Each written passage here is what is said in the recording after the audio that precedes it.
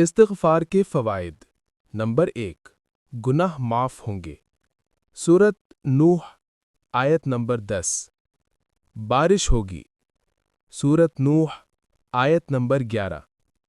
اولاد نصیب ہوگی۔ سورۃ نوح آیت نمبر 12۔ مال ملے گا۔ سورۃ نوح آیت نمبر 12۔ باغات ملیں گے۔ سورۃ نوح آیت نمبر 12۔ نہریں جاری ہوں گی۔ سورۃ نوح آیت نمبر 12۔ خوشحالی والی زندگی نصیب ہوگی۔ سورۃ ہود آیت نمبر 3۔ طاقت اور قوت ملے گی۔ سورۃ ہود آیت نمبر 52۔ اس شخص کے لیے برکت ہے جس کے نامہ اعمال میں استغفار زیادہ ہو۔ ابن ماجہ۔